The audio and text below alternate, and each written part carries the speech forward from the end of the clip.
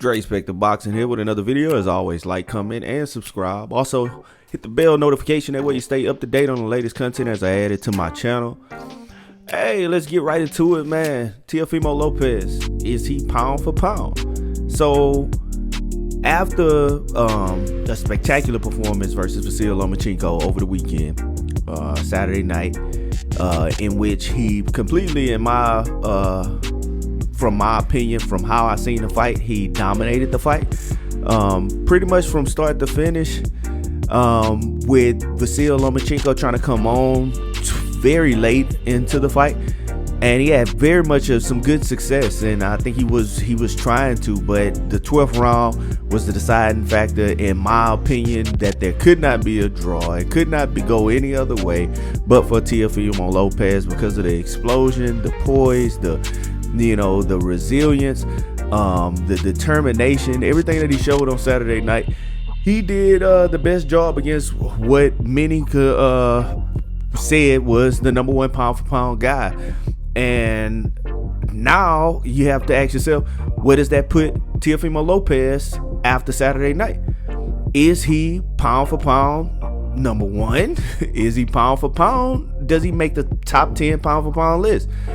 And in my opinion, right now, I don't think he even makes the top 10 pound for pound list. In my opinion, I think if I have him on my list, he's going to be somewhere towards the, he might be right there outside of top 10 or right inside of top 10. It just kind of depends on some of the performances of the other guys who still have to fight this year.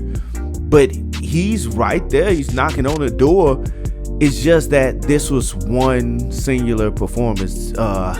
You couple that in with the Comey performance, but I just haven't seen enough on a high level from high level opponents.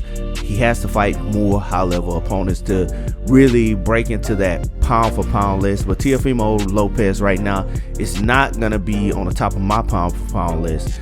Vasyl Lomachenko is gonna fall out of the top 10 because I cannot put him above Teofimo Lopez right now. But he's knocking on the door.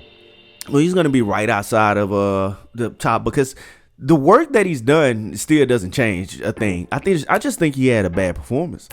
But it's a reason he had a bad performance. Teofimo Lopez made him have a bad performance. It wasn't just that he had an off night. Teofimo Lopez pressed action and made him have a bad night. It was a tough, long night for Vasyl Lomachenko, and he wasn't able to recover in the fight enough to where he could win. So, who is in that top pound for pound list? And one of the things I wanted to bring up is how I compared the last two biggest fights with a lot of belts exchanging hand in Jermell Charlo's 154 pound contest, and he immediately jumped up into the pound for pound list for me in the top 10. And Teofimo Lopez, who actually is considered quote unquote undisputed, and why he did not jump into the pound for pound list. First of all, he only had 16 fights. 16 fights. The two best opponents were his last two contests, and I just haven't seen enough from Teofimo Lopez on a high level. On the other hand, I go down, and people don't do this enough, but you go down and you look at the names that's on Jermell Charlo's list. He gradually climbed, and at this point he has 30-something fights, and he could virtually be called undefeated, but he did have a lost decision to Harrison in a fight in which I felt he didn't make way more than enough to win. And then he came back and he knocked out two champions, which was Tony Harrison and then Jason Rosario. So you turn around and you knock out two champions, you're gonna be in my pound for pound list. And then I think 8 out of his last 9 fights were KOs. Am I correct? Yeah, 8 out of his last 9 I think was KOs. This guy has been on a KO streak. He's been doing everything he's supposed to do, and not only is he knocking out the guys who aren't supposed to be in there with him, he's knocking out the guys who are champions. So that speaks volumes. KOs hold a lot of weight for me when you come down to pound for pound. And I think as spectacular as a performance Teofimo Lopez did on Saturday night, I just got to see more. And I think he's on the way to being one of the pound for pound greats if he can continue this streak and back up everything he's saying. I love everything he's saying. The people that he says he's going to challenge, going up to 140, becoming a two. If he goes up to 140, I don't care in what dynamic or way that he done it. You know, because he didn't go through a gauntlet and collect all the belts. He got it all on one night versus Vasyl Lomachenko. If he goes up and he fights the winner of Ramirez Taylor and he becomes undisputed at 140, I don't give a fuck how he got there. 2-time undisputed, he's probably going to be number one pound for pound on my list. That's easy. And the guy's only like, what, 23 years old? I don't care. If these other guys, if he's beating the guys who are the top of those divisions, like I seen him do it once, you might say he just had a great performance and he was just the best matchup for Vasyl Lomachenko, because Lomachenko is high on my list and he could easily get back high on my list if he has another great performance against a top opponent.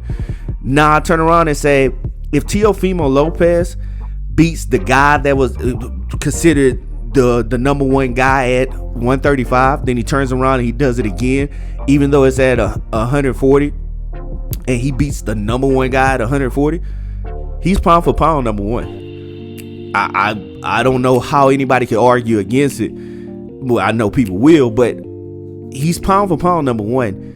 If you can go up and become undisputed twice, he won't jump just into the top 10. He will be number one, because you can't. I can dispute right now that he only beat Lomachenko, but Lomachenko had collected the belts first, and Teofimo didn't actually do the work. He beat one guy. He showed up and he had a great performance on one night.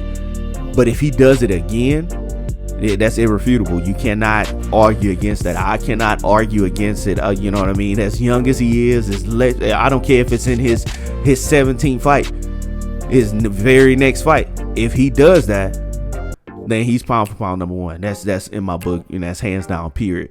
Right now, I'm flirting with the ideal of Jermell Charlo after the performances that he had last year and this year.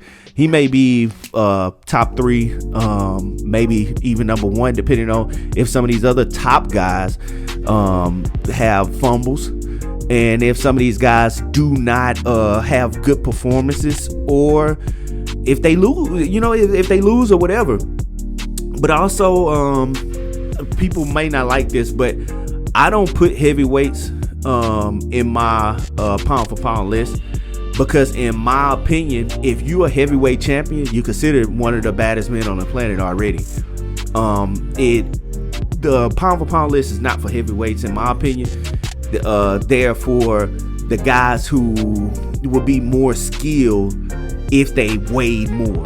You know what I mean? So it transitioned from lightweights to a welterweight. So I don't put heavyweights into my pound for pound list. So I hear people say Tyson Fury, or because of the performance he had versus Deontay Wilder. If I turn it around, just say Tyson Fury, he's just the baddest man on the planet. I don't think that me saying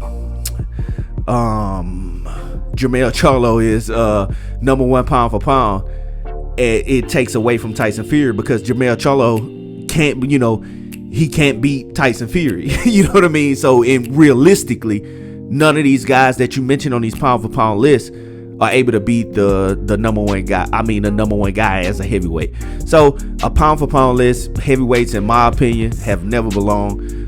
That's for the lower weight classes. If you heavyweight and you're number 1, you don't have to worry about where you fit in on a pound for pound list, because you are the baddest man on the planet, especially if you're an undisputed heavyweight.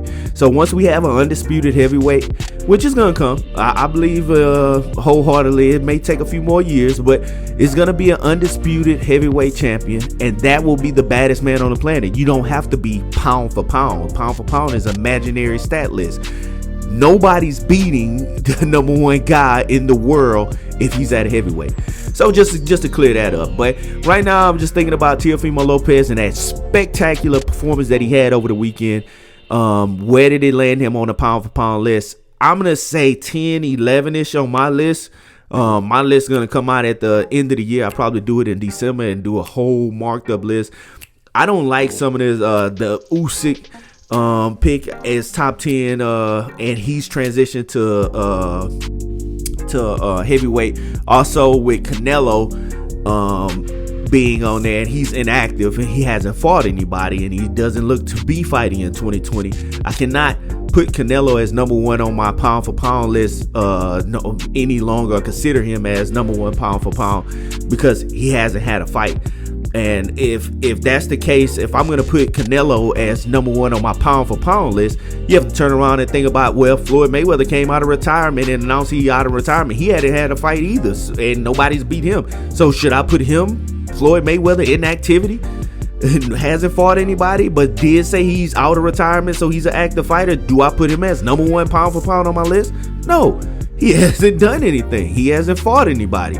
You cannot put him on there. So I cannot put Canelo, who's tied up in litigation or whatever he got with his contract dispute with DAZN.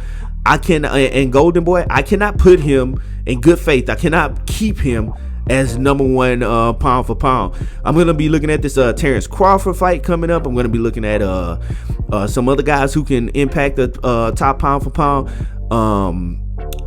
Tank Davis, where he may land if he has a great performance. I'm not sure how high I can put him unless it's just something that I see that's spectacular. And I don't mean like by vicious knockout. I mean by boxing skills, because that's what really I want to see, some exemplified boxing skills on the way to a knockout. That's really what I'm gonna be looking for. And then Errol Spence versus Danny Garcia is huge in his campaign as number one pound for pound. You know, that is a pivotal fight and a very important fight when you think of pound for pound list.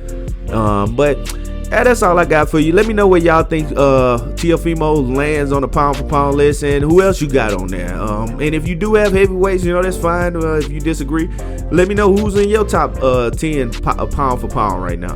That's Dre Spector. That's all I got for you, and I'm out.